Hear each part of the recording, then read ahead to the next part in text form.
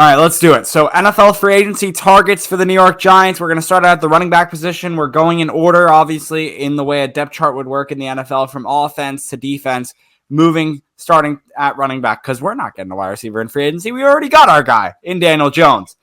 The first guy, the funniest one to me here probably out of all of this list, just because of his history against the New York Giants, is the killer himself, Boston Scott. Not literal killer, just making sure. Got to clear things up these days. The New York Giants football team franchise killer, I should say. Boston Scott, every time he plays a team, whether he's the first string or whether he's the fourth string running back on the Eagles roster, still seems to get in the end zone against the G-Men. Alex, you have him on this list. Why is that? I have him on this list because if you can't beat him, join him. He's just a killer against the Giants. And also with the connection with Brandon Brown, assistant GM, formerly with the Eagles. The Eagles obviously are kind of going through a running back turnover here. Miles Sanders, also free agent. Kenneth Gainwell, the only guy still on the still under contract here. I think Boston Scott makes sense here because the Eagles, he's going to be a number 3 guy. He's going to be more of a committee guy. Maybe get a few snaps a game. But I think with the Giants here, he has an opportunity to solidify himself as a number 2, solid number 2 behind Saquon Barkley. Kind of get some more reps than he would at the Eagles. Overall last season, when I'm looking at the statistics, he only got about 13% of the snaps, which I think he would definitely get a lot more with this Giants team. He could get upwards of 20-25%. And he didn't start any games either. So I think in general, Saquon Barkley, obviously we know he has a little bit of a rocky injury history. I think Boston Scott and his agents could see this as a possible opportunity for him to, kind of solidify himself as a slightly higher caliber running back against the, teams other than the Giants. Because right now it seems like he can only play well against the Giants, but if he's on the Giants, maybe it's a whole different story. So that's why I have him as our first guy here. And I have all the spot track, predictions, market value, etc. And they have him at 1.1 million. So almost close to a vet minimum deal there for Boston Scott. Josh, who's our next guy? Yeah, so our next guy here, I want to talk about him a little bit, is Devin Singletary. Why do we have him on this list? Practically the same reason that we have Boston Scott on this list, and that's his connection with former or staff members who formerly were on these teams, now on the New York Giants. We had Brown, the assistant GM of the New York Giants, who used to be with the Eagles. We now have Devin Singletary, who spent all of his career with the Buffalo Bills. So far, it's been 4 years. I think he's only 25 years old. Drafted by Joe Schoen. Yeah. Drafted by Joe Schoen. Well, not directly Joe Schoen, but under his regime, he wasn't the GM, obviously. True. But yes, he was in that front office at the time, coached by Brian Daboll, if you want to talk about the offensive coordinator stuff there. Never really had his time to shine in Buffalo. He was the starting running back, but again, he was in a passing offense. So they were never really running the ball heavily. More of a receiving back, I want to say. Not really a power running back. He also shared the backfield 50-50 most of his career or the last couple years with Zach Moss. But you always see Josh Allen throwing the ball, and it would be kind of Devin Singletary doing some drag routes or routes out of the backfield for him to catch, and that would kind of be it. Now, remember, this is our second and our final running back free agent target, or at least that we have on here that the Giants could look at. Remember, they also have Matt Breida that they're able to talk to as well, who was on the team last year, who could very well come back in that backup role. We're not looking at starters. We have Daniel Jones, Saquon Barkley franchise tag for this year. He's our starting running back. He's our guy. He's the face of the franchise, yada, yada, yada. Who's our backup? Are we really trusting a guy like Deshaun Corbin as our backup of the team? Are we trusting a guy behind him? We have one more, right? Gary Brightwell as our backup for this team. Do we trust Matt Breida to come back? He did fine last year, underrated player, whatever. He was good. Or do we look towards the draft, or right now, towards free agency?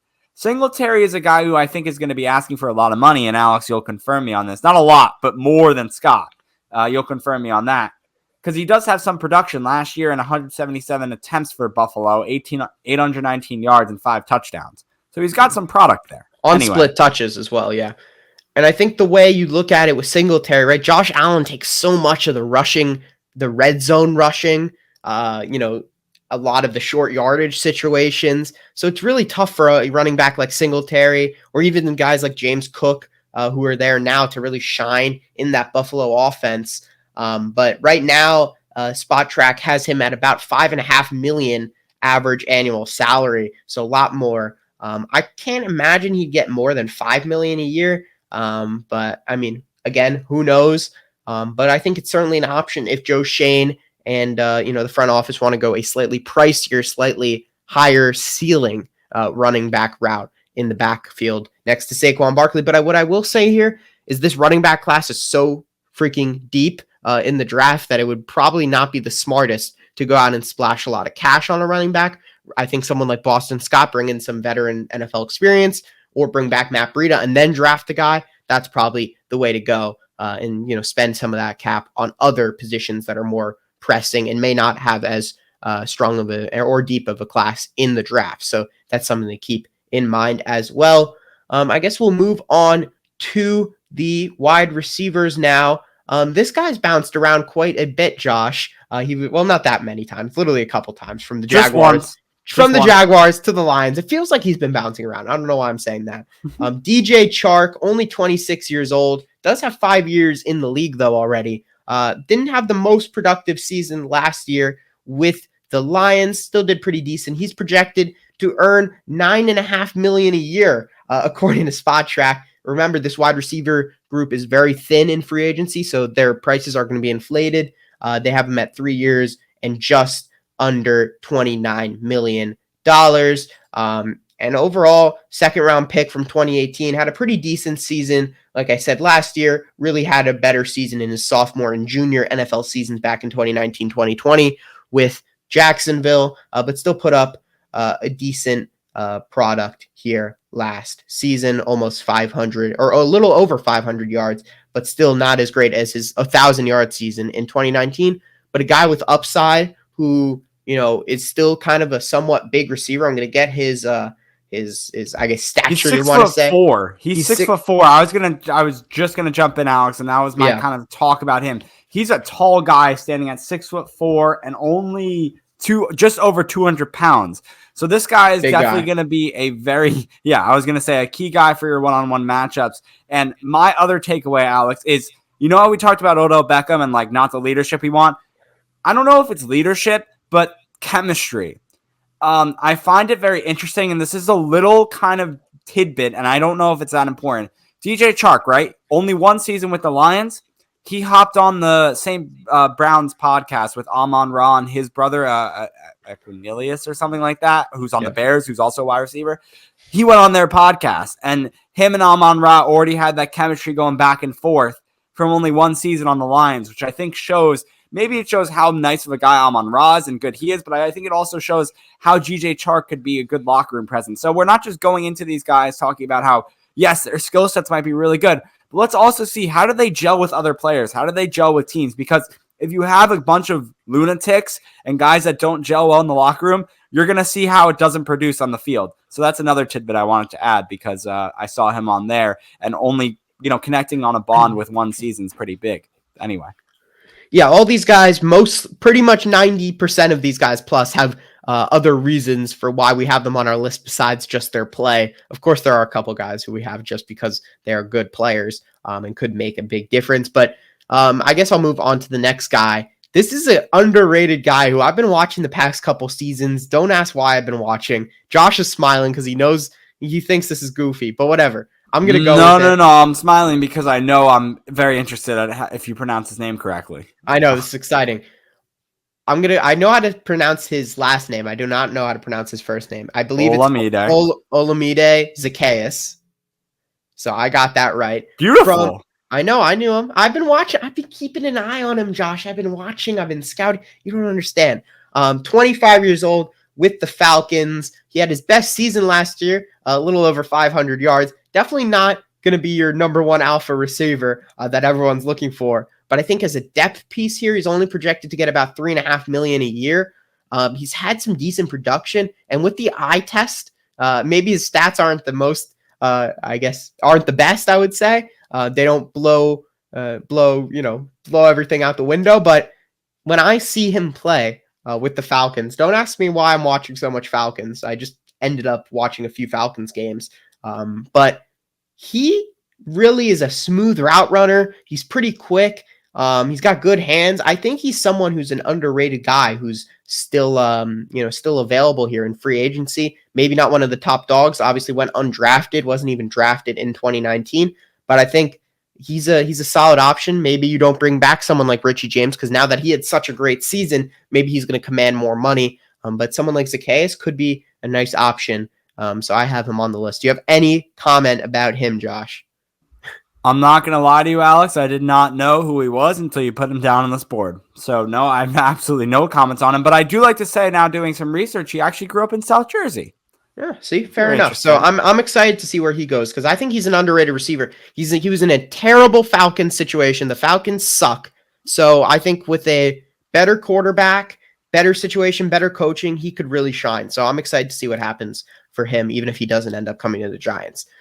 Moving on now to our next player. Josh will know this guy, Mac Hollins of the Raiders. He's 29 years old, 6 years in the NFL. He was a 4th-round pick a few years back in 2017. It looks like he's going to command around $2.5 million a year. Had a very nice season for the Raiders last year. Had 690 yards, the most in his career by a long shot. Before that, it was 223, excuse me. So definitely a big year for him. Big target, another tall guy, contested catch guy at times, but also can separate, which I think is very important. Could be an option. Not my favorite option on this list. I'm kind of looking for, him and Zacchaeus aren't necessarily guys that have any connections with the coaching staff or anything like that, or at least, obvious connections. But I think the way their player profile fits, they could be nice scheme fits for the Giants in terms of what they want. I think the Giants right now, they need big receivers, tall receivers, outside guys, and then they need playmakers, guys who are smooth route runners, good separators, and I think that's what Zacchaeus and Hollins both offer. Obviously not all of it together, but they both offer different things. Hollins 6'4", just like the same height as DJ Chark, just a little bit heavier at 15 pounds, which could be honestly a better thing when it comes to like one-on-one contested catches, things of that nature. Alex, honestly became a number 3, even at some points number 2 wide receiver behind Devontae Adams in Las Vegas, and was not expected to be that way. An unexpected guy because of, as we know what happened with the Henry Ruggs situation, the unfortunate deal there.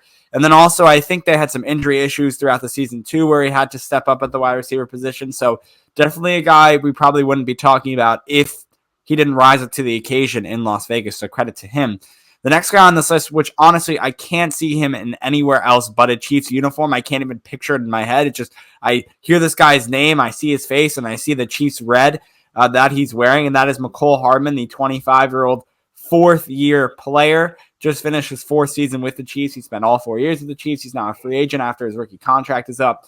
Had his 4 touchdowns this year, almost 300 yards catching. I don't think this guy goes anywhere else. I think he had re-signs with Andy Reid. I don't think Andy Reid wants him to go anywhere else. Very fast, as we know. Kind of what people were saying when Tyreek Hill left, that he was going to be the replacement. I wouldn't say that directly.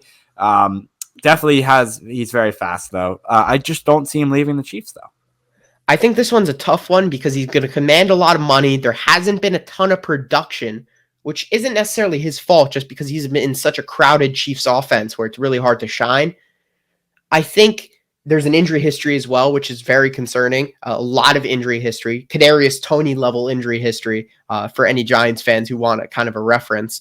So I think it's going to be dangerous for a team to pay big money for him. And right now, SpotTrack has him projected about 4 years, $41 million, just over $10 million a year, which I think is a lot. There has been rumors that the Giants have been linked to him. Obviously, former Chiefs coach there in Mike Kafka.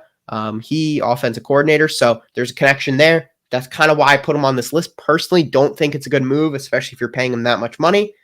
Because of the injury history, because of the lack of production. Yes, he's a smooth separator. Yes, he's quick. Yes, he's a guy who can really beat you down the field. But we haven't seen enough in his career to give him a 4-year contract worth upwards of $40 million. I think that's a big risk.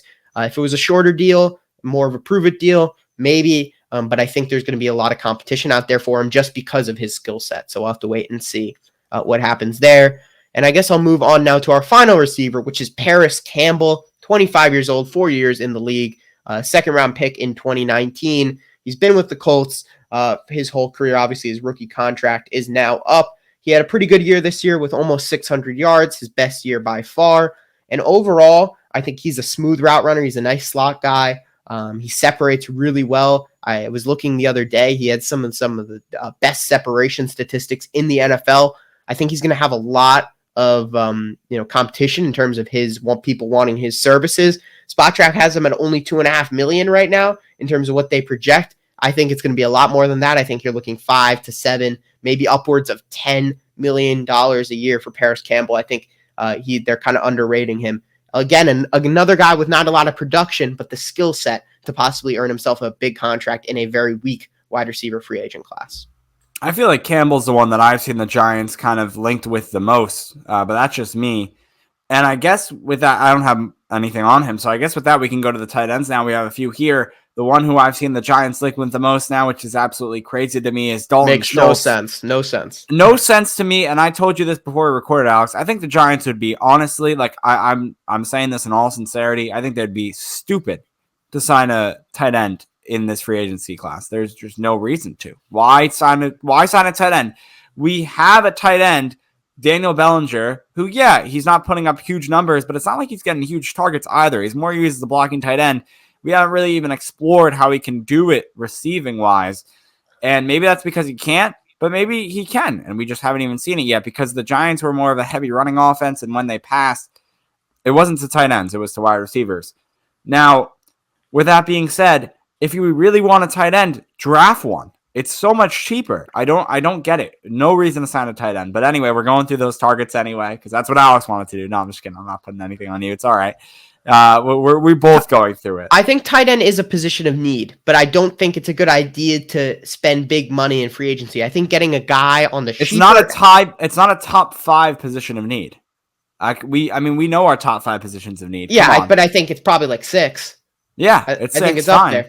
But just because, you're looking at this free agency class, it's reasonably strong for tight ends, but I'd say you want to get a lower caliber guy and then invest in another guy in the draft, maybe 3rd, 4th round. I think that's what you're going to want to do if you're a Giants, if you're in the Giants front office. I think that makes the most sense because you do need a guy in there. You can't go into next season with just Daniel Bellinger and then a rookie, right? Because you need some experience there. So I think bringing in a veteran, we're going to talk our last tight end on this list, I think is the best fit. So we'll talk about him. So I'll kind of fly through some of these more expensive guys who have been linked to the Giants. All of them actually have been linked to the Giants. So I think it's important to talk about them. Dalton Schultz, like you said, just wanted to, give a market value. He's averaging, it looks like around $15 million a year, 4 years, 60 is where they have him. So certainly interesting, good production, of course, but is he really a necessity for the Giants? I don't think so. And then moving on, Mike Gesicki from New York. A lot of tweets about him possibly wanting to come home, etc. His market value is at around $8 million. They have him at 4 years, 32. Again, not a guy who's been super explosive in the passing game because the Miami Dolphins don't really use their tight ends much, part of it. But again, production doesn't usually lie, and he just hasn't had a ton of it, especially last season, which is his joint worst season in the NFL besides his rookie season back in 2018. So really not a fan of that move, but people have been talking about that one. Josh, I'll let you finish it out with the final 2 guys. Final 2. Irv Smith is one of them. He spent 3 years in Minnesota. He's only 24 years old. Was he drafted by the team? Yes, he was. He was drafted in the 2nd round of the 2019 NFL draft by the Vikings. A backup tight end to Kyle Rudolph, I want to say. And then once Kyle Rudolph left there, I want to say he became the starting tight end, but was injured throughout the season. And then replaced by Hawkinson. So. Oh, right. Well, because he was injured. That's why they got him, because Smith went down. Yeah. I forget what the injury was. $10 million is his market value. I think he could be decent because he's so young at 24 still. And we've seen flashes, injury history concerns, obviously, but if they were to go for a bigger money tight end, this is the guy who I'd want them to go for. Yeah, ankle injury that put him on the IR for, I think there was the remainder of the season, if I'm not mistaken. And then finally, Tyler Kroft, who has had some history in the NFL, or a lot of history in the NFL. He's been with a few different teams, but we most know him for his Bengals days. I want to say it's just been 2 teams, right? Was it just the Bengals and then Bengals and then Bills. That's why I had him. He was on the Bills for a year in that Brian Dable so it has been a few offense. teams. Yeah, and Joe Shane. So there is there's some connection there. Bengals, Bills, Jets, 49ers are the teams. But you mostly remember him for a season probably in 2017 when he had his best one of his career with 7 touchdowns and over 400 yards catching the ball. So anyway, 30 years old, 6'6", 250 pounds.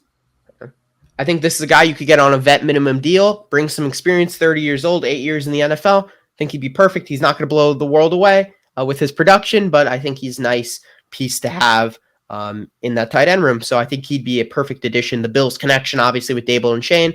Love it. Do it. Minimum deal. Beautiful. Anyway, moving on, I guess, to our interior O linemen. We got a couple of guys here. There's actually no connection really besides the second guy. There's a slight connection, but the first guy here, Garrett Bradbury, center, Minnesota Vikings. There's no connection necessarily. He's just a damn good center. And he's probably going to demand upwards of $12 million a year. They got him at 4 years, 48. He's been really, really good for the Vikings over the past couple of seasons, really elevated his game. And I think overall he would be a really good addition as our new center, which is a position that is going to be needed. John Feliciano is not getting any younger or any better. So I think that's going to be a position the Giants need to upgrade.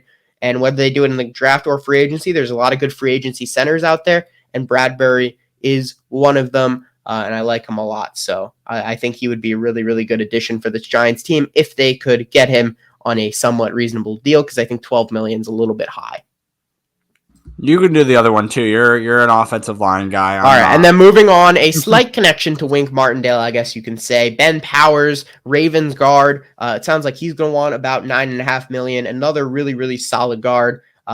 Ravens draft a lot of solid offensive linemen in the mid to later rounds. Ben Powers, another one of them in round 4 in 2019 out of Oklahoma.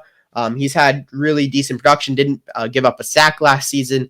Played in all 17 games. Durability, consistency, all good things from Ben Powers. So I think he would be a really nice addition for the Giants if they could get him in on a reasonable deal as well. Maybe a long-term 3 or 4 year deal where you can spread out the cash.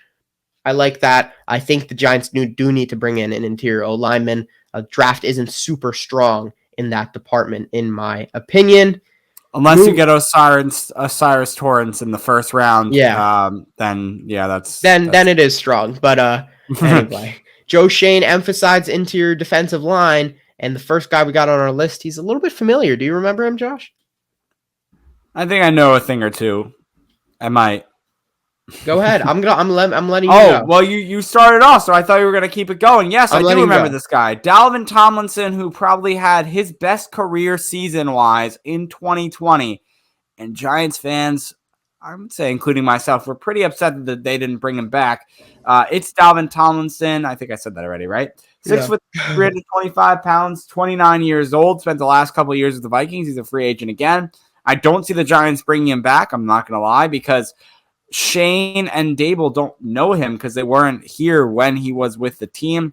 He might want to come back to New York. I don't know if they want him there. They don't really know him. So that's my only talk there. And Alex, I assume you have the contract for him as you do for every player. $8.5 million is what they have him projected at, as Leonard Williams and Dexter Lawrence do know him. And those are guys that the Giants probably want to keep happy, and maybe they have a little recommendation there. And Joe Shane has talked about how he wants greater interior defensive line depth. So even a more expensive guy like Dalvin Tomlinson or the next couple guys could be an option. So who knows? Yes, no, I guess direct connection to the new regime. You are correct.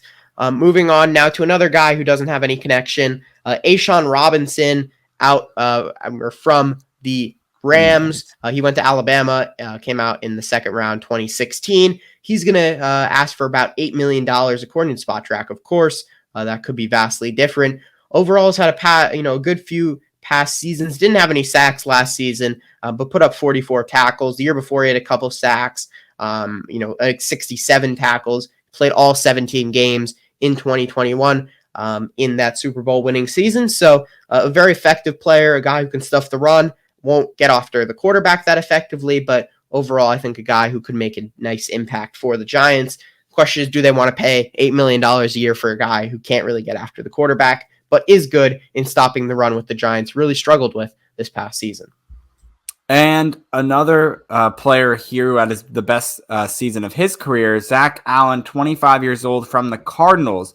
Allen this past year had 47 tackles, but the stat that stands out more is the 5.5 sacks that came with that.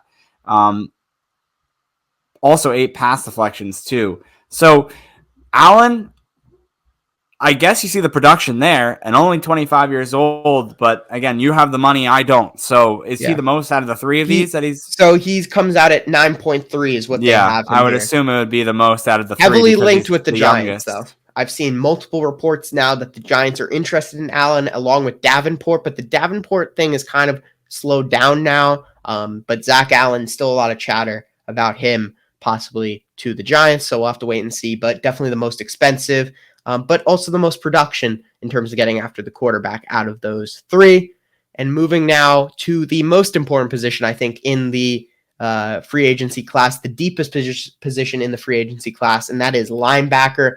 We've got a few options for you that we're looking into. Really like this first one, Devin Bush from the Steelers, only 24 years old, first round pick, 10th overall in 2019. He's going to command around $3 million. I think that's going to be a little low for him. A guy of his age who showed his potential. I think you're looking more upwards of 6, 7, 8, maybe 10 million. But overall, definitely disappointed for where he was drafted. He had 81 tackles last year, 70 in 2021, 109 in his rookie season, though. A couple of sacks in 2021. Did play 16 games in 2022. A guy that you hope to develop. He had so much talent coming out of the draft, coming out of Michigan. Could he potentially live up to that 10th overall pick going forward? With a new team, a new system under Wink Martindale, possibly. And I like him because he's just so young. And I think there's a lot of potential there. And then moving on to our second guy here. He's been heavily linked, probably the most linked out of any guy we've talked about so far. That is TJ Edwards out of the Eagles, possibly commanding upwards of $12 million a year. Josh, you got more on him? I click off these guys right as you introduced them because I thought you were going to keep going.